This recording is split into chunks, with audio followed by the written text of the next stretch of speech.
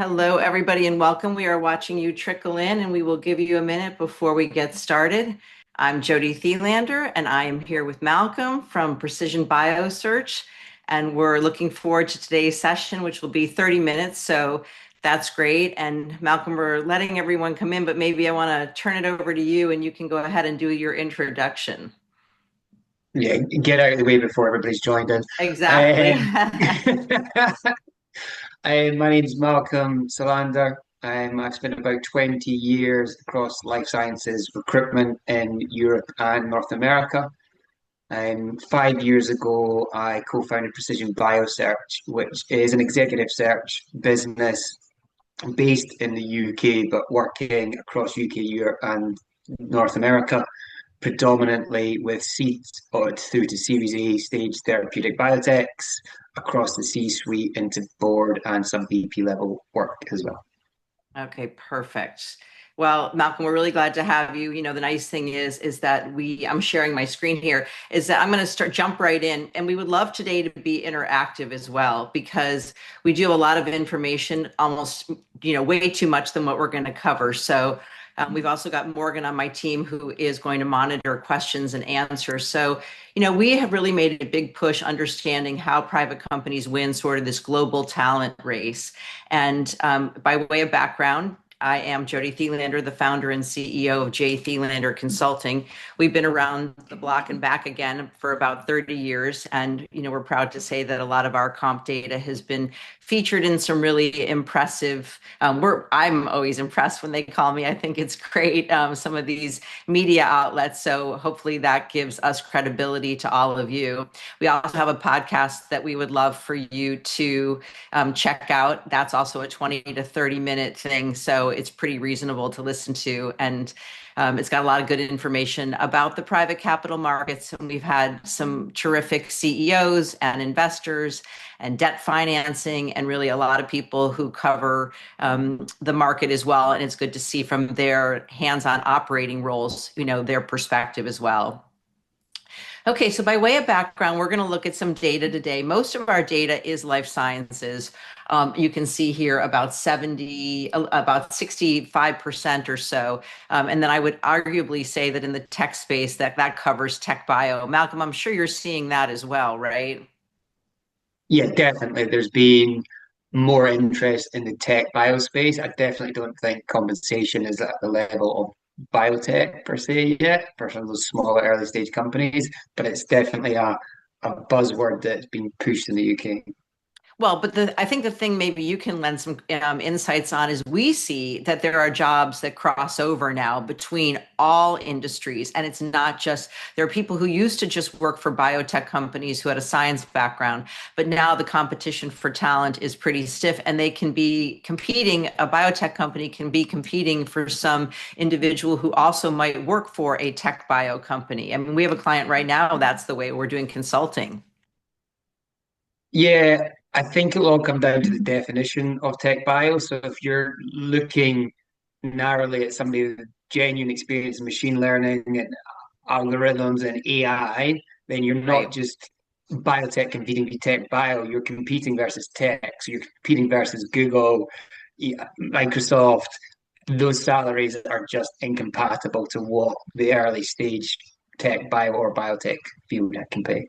Yeah, well, I'm going to share my screen again because that's a very good point. So for those companies that are maybe competing for talent with a public company, the compensation levers and what you're able to offer as a private company is very different. And the best way to be looking at that mix of cash and equity is by the total amount of financing raised to date.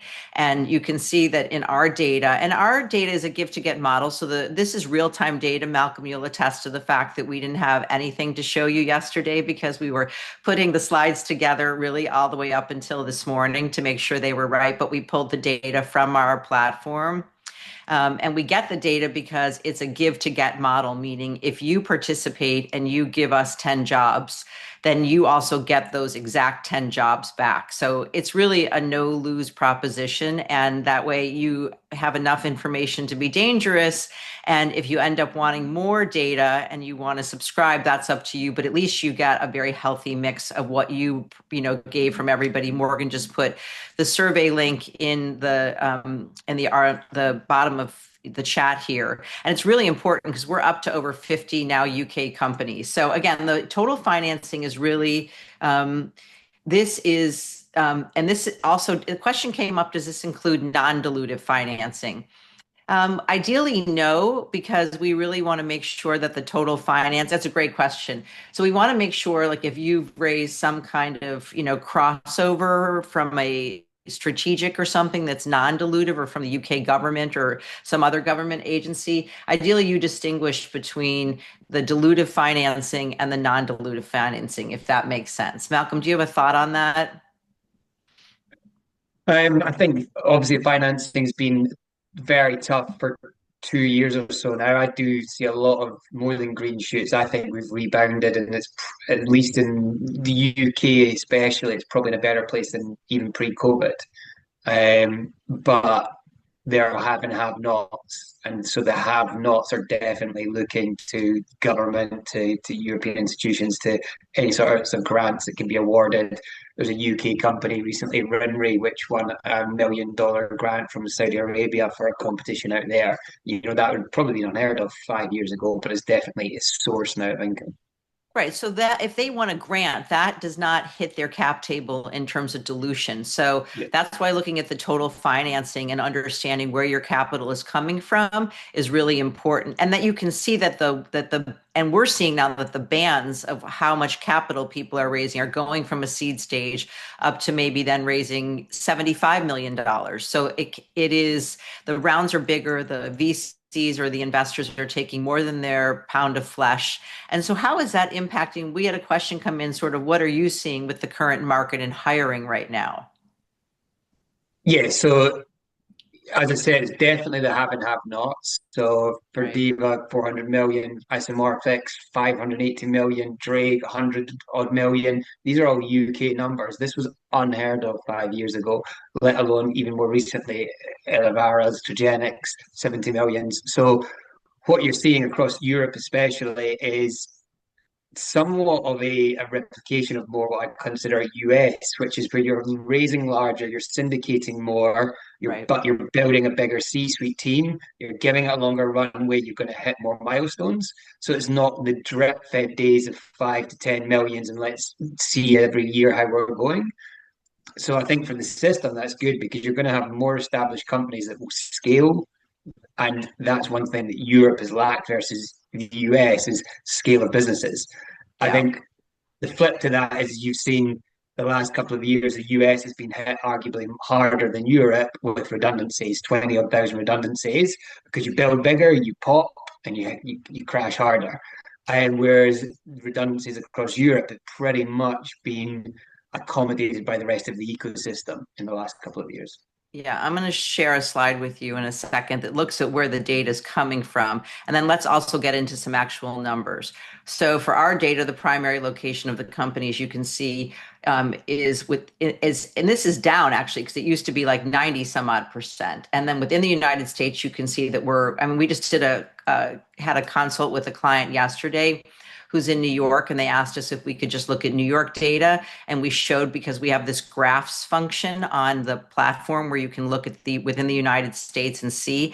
And the New York data was higher for one job and lower for another. So the geography within the United States really does not matter. So we have these regional maps that are, an add-on to our platform. And then within, you can see primary location of our data with the 65 companies that we have. And that's why I just can't encourage you enough, whether it's you or somebody else, to see the platform, because it is the give to get model and everybody needs this data, right? And so it's really important. Everyone's like, I want the data, but you've got to give your data as well, because having that critical mass for someone like you, Malcolm, and these companies is really important to be able to look at the UK from the rest of Europe as well as from the United States.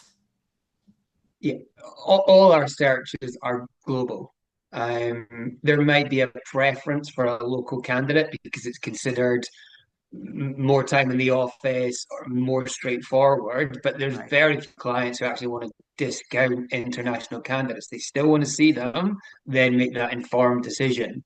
And so understanding comp internationally is critical to that. Yeah, and here is a list. I mean, there are so many jobs now within private companies because, you can see that this C-suite, look how big the C-suite is. And then the VPs, and I know you tend to deal at the top levels. But then there are a whole host of junior positions. So tell us a little bit, where do you find the talent? How do you find the good candidates? And are you pulling from the US and primarily the UK and Europe, or what's going on right now? Yes, it's a good question. So we will always look internationally and have done. I think what we've seen this year in the last 6 months has been we measured the stats, a five-fold increase in expats looking to relocate back from the US to Europe.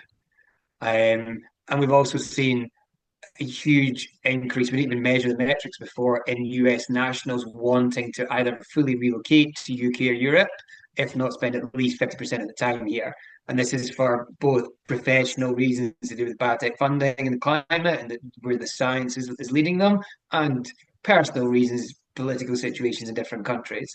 So there's definitely a move towards trying to attract current US based to Europe. It's been discussed at UK government level.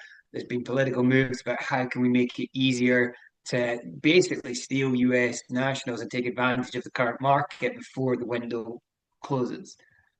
Yeah, hey, listen, we're coming for the Jeffries conference. It's now my second year, and I feel like that it is equally as important as going to the JP Morgan Healthcare Conference. So I couldn't agree with you more. The fact that we have a separate data set for the UK from the rest of Europe and all of this is growing so much is showing you how important and that candidates do want to know what's happening.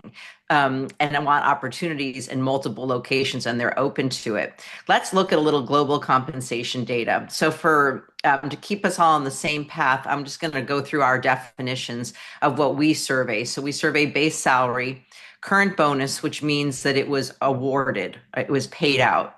And then target bonus, which means it's looking forward to the next year. And that's why we don't include that as part of total cash because the target is not yet earned and so we don't know the exact amount. So total cash can be just base salary or a combination of base salary and a bonus. And then in terms of equity, and Malcolm, I'm sure you see this in your negotiations with candidates or on their behalf. There is a founder, and that founder has founder shares. If let's say, we talked about coming out of academia, and then sometimes those founders, depending on whether they got the right amount or not, and how much capital they raise, their founder shares gets diluted down, and then they need to get additional equity past their founder shares for the current role that they're in. And that is completely separate from a non-founder, someone who's hired from outside of the company. So here, let's look a little bit, and then this is where you can lend your insights, Malcolm. So here is some US versus global CEO median total cash. And you can see we showed you by the different financings, less than 15 million, 15 to 50, 50 to 90, and 90 million plus. And you can see that in some of these numbers, the UK and the US for the CEO are Europe is exactly on par, and even so is the UK. So, are you seeing this in your searches that the competition for talent, no matter who they are, that the location doesn't matter, and a top CEO is getting paid? Yes, the the war for talent has changed a bit with the current market because of the risk averse nature of investors is infiltrated through. And obviously, you then have CEOs and CC teams trying to play slightly less, but you also have candidates who are now more risk averse. So, those who are gainfully employed, the level of due diligence that they are doing on investment theses, scientific principles, competitor analysis, management teams, culture, etc., is very, very high. Versus those who are unfortunately currently unemployed, very often for no fault of their own, who Right. are very capable of doing their job, but are looking for work and are still willing to be more flexible, take take pay cuts, take title drops, spend more time in the office, travel, spend away from home. And so you almost have this dual stream of candidates that if you're leveraging somebody out who's currently gainfully employed, you're going to have to give them an uplift. Whereas if somebody's currently unemployed, you can Yeah, maybe they push them have a little bit less harder down. leverage. Yeah, because everyone knows a gap in the resume is tricky. But when you say it's through no fault of their own, I mean, doesn't that count if something happened? You can have good failures if you prove the science doesn't work and you've done that and you've done the killer experiment, especially if you've done it early and you've managed to return some money to the shareholders because you can see there's no future in it. Right. Yeah, You that's know, that's a good failure. yeah, well, so let's show the difference now. Let's say, so those were the median comps, right? And now here's the 75th percentiles. So here's the US versus the global by total financing, total cash. So again, this can be base and bonus or just base pay. And then here is Europe excluding the UK. And then here's the UK really tracking almost exactly right here in that 15 to 50 round, 445 versus 440 versus 406. I mean, this shows you. So my guess is that the people that are at the 75th percentile are likely the ones who are more competitive in terms of their career, and they're requiring the total cash at this higher level. And then we're going to look at the equity component as well, because they have had success or you're bringing them out of some kind of current situation. Yeah, and going back to the earlier point, the companies that are the haves just now tend to have deep-pocketed investors behind them with high expectations.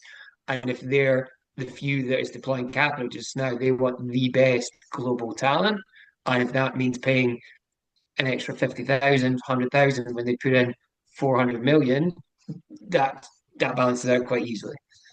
I just talked to an investor actually in the UK this morning because for Jeffries, we're doing a panel. We discussed this at LSX. And I asked him, like, what were the fundamentals, what we're going to discuss on the panel. And they're sort of doing growth buyout or late stage, right? So they want to see some traction with commercialization. And he said the quality of the team is the most important thing, that they would rather invest in somebody who had higher quality of the team and maybe less commercialization than more commercialization, but the team wasn't great. Yes, I hear it a lot, and I love the Yeah. idea of it. And it's the sector I've committed my life to.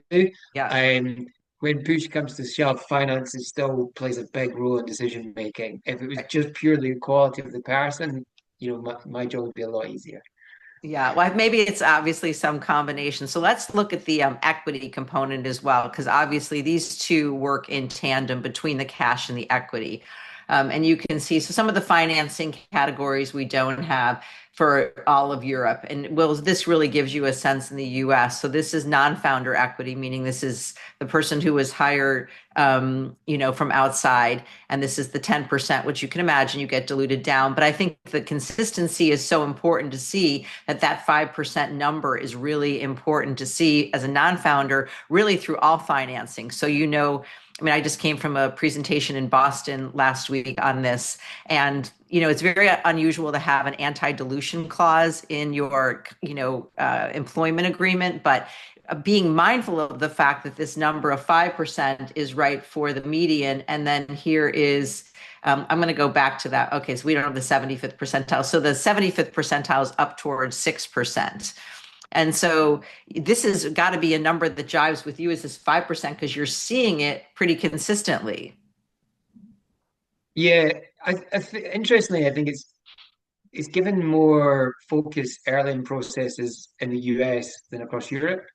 It's often treated in something in Europe as will be resolved at the end of the process. If I'm the right person, they're the right client, we agree with everything else, we'll take care of that.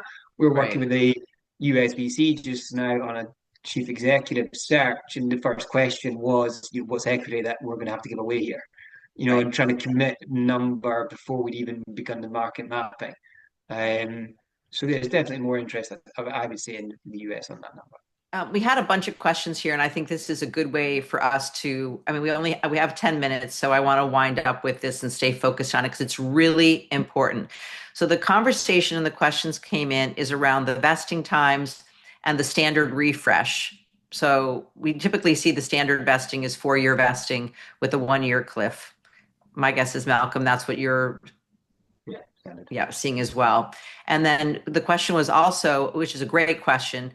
So whoever this came from or multiple of you, you're right, thinking about the right things, the mix between cash and equity and how that balance changes, either from an earlier stage company to a later stage company, and also from a more senior person down to a more junior person.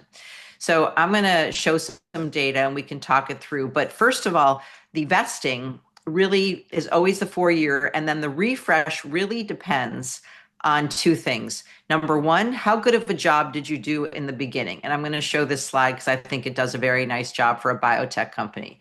Okay, so here is the biotech median total cash and equity. And it's very important to look at these levers in relationship. And so you can see that this is the total cash, non-founder equity, and total founder equity. So this one is the total founder equity, which is obviously higher, right? But still gets diluted down. And you can see where market is for median.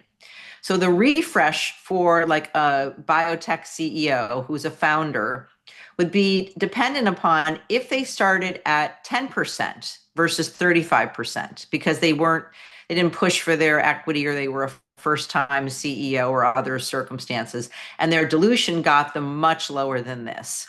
Then the refresh should be higher. Let's say they started not at 35%, but at 50%. So as the dilution got lower, they're still high to marketplace. So that's where the refresh is really predicated on how good of a job did they start with? And Malcolm, thoughts on that? Is this US data? This is global data. This is global data. Yeah, it's Yeah, but I mean, interesting. as we know, the bulk of it's probably coming from the US. But we still see, and we saw this number for the UK, for the non-founder, if they start higher in sort of a seed stage, right, being up at 30%, but then they get diluted down 5%, 5%, 5%, 5%. So you're not going to refresh somebody who is, if they were at 7% and got diluted down to 6%, then they don't need a refresh. But you got to be careful Yeah, here. It's really a numbers game of making sure there's balance. yeah, we're obviously dealing more so with somebody coming in new to the company. And then I'd say the numbers tend to be a little bit lower than that, but it Yeah. makes sense. Yeah. So I hope that answers the person's question on refresh. It depends on how good of a job you started with. And then also, it really depends on also, let's say it's not as, here's the CEO, by the way, and here's the 75th percentiles. And you can see also with the total cash, right? No matter what, it's almost unequivocal that as you raise more capital, the total cash goes up. And here's the 75th percentile showing, yeah, the total cash still goes up. The equity starts a little higher and you get diluted down. Same thing for the non-founder equity, but you can still see that the non-founders are still pretty darn close between the 50th and 75th percentile, somewhere around that 5 to 6%. So what we see, and I don't know, Malcolm, if you get into too many of these more junior roles, is that at the top levels, the cash equity mix can be high for both, right? The cash and the equity. And at the more junior roles, or the mid level, it tends to be an either or. Either you give more cash and less equity, or lower cash and higher equity. But for the key roles, maybe they have a little more leverage for the key people Yeah, I tend to say the lower level roles, it's higher cash, lower and lower equity. equity. And Yeah, that's partly based on the contributions to the company from the company's perspective, from the candidate's perspective. Those people at, say, VP level just now, often it's a stage of life as well. They may still have, kids in school, costs, mortgages, and actually earnings are important on a monthly basis versus the potential upside of a large equity, where when right. you're getting to your C-suite stage, maybe later in life, you can afford. I spoke to a CEO today who's saying, I don't care about the salary, mortgage is paid off, everything's paid. I care about the impact on patient and what's my equity, because if it's going to really work, I want to pay it for it. So it comes, yeah, later in career stages. Yeah, exactly. Because the younger positions, the more junior roles, are very much cash oriented in general, and the equity is so much lower, and they live on the cash. The last thing I'm going to show you, is this sort of option pool. We did have a question on the salary increase and bonuses. Like, do you see a trend of a salary global compensation reduction versus 2021?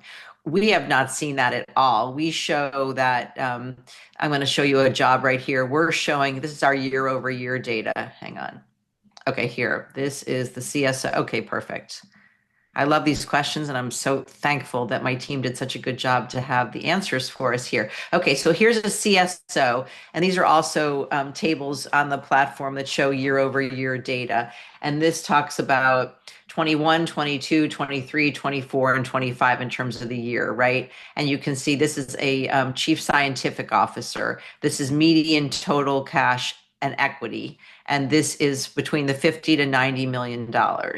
And so you can see still still gone up. There was a little bit of a hold because from 21 to 22 things sort of jumped up. But again, this is a really important role. So we are still seeing things going up on the cash, but the and the equity is staying pretty stable. This is the founder equity, so not as prevalent and not as relevant probably. But here's the you can see the equity is staying on par, but the cash has gone up. Are you seeing this, Malcolm? We're definitely not seeing a drop in base salaries. That No. we're not seeing that at all. And maybe in bigger farmers, is there a push to do that? I don't know, but I don't think as a sector, there's attention to costs and there's maybe slightly tighter budgets, but it's not resulting in a drop. And here's the 75th percentile. Same thing, going up and the equity staying pretty constant.